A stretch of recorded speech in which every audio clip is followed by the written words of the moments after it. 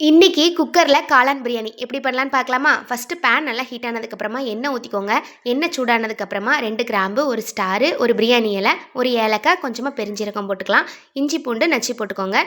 2 பெரிய வெங்காயம் நீளமாக கட் பண்ணி போட்டுக்கலாம். 2 பச்சை மிளகாய், கொஞ்சமாக கருவேப்பிலை போட்டு நல்லா மிக்ஸ் பண்ணிக்கலாம். 2 தக்காளி பழம் அதே நீளமாக கட் பண்ணி போட்டு மிக்ஸ் பண்ணி விட்டுக்கலாம். காளான் வந்து நான் இன்றைக்கி நல்லா வாஷ் பண்ணி 2 கட் பண்ணி வச்சுருக்கேன். நம்ம முழுசாக கூட போட்டுக்கலாம். காளானை போட்டதுக்கப்புறமா தேவையான அளவு உப்பு சேர்த்து அதையும் நல்லா மிக்ஸ் பண்ணி விட்டுக்கோங்க. மசாலா வந்து நான் இன்றைக்கி குழம்பு மசாலா தூள் தான் எடுத்திருக்கேன். அது ஒரு 2 ஸ்பூன் சேர்த்துக்கலாம். நம்ம போட்டிருக்க மசாலா தூள் வந்து காளானோட நல்லா பிடிக்கிற மாதிரி நல்லா மிக்ஸ் பண்ணி விட்டுக்கோங்க. அரிசி வந்து நான் இன்றைக்கி ஒரு 10 நிமிஷம் ஊற வச்சு எடுத்திருக்கேன்.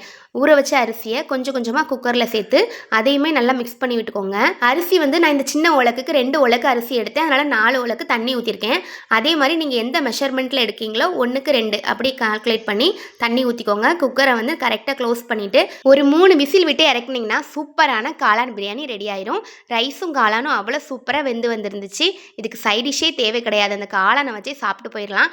அவ்வளோ அருமையாக இருக்கும். கண்டிப்பாக ட்ரை பண்ணி பாருங்கள். சாப்பிட்டு பார்த்துட்டு எப்படி இருக்குன்னு கமெண்ட் பண்ணுங்கள். நெக்ஸ்ட் வீடியோ நாளைக்கு பார்க்கலாம். Tata bye bye.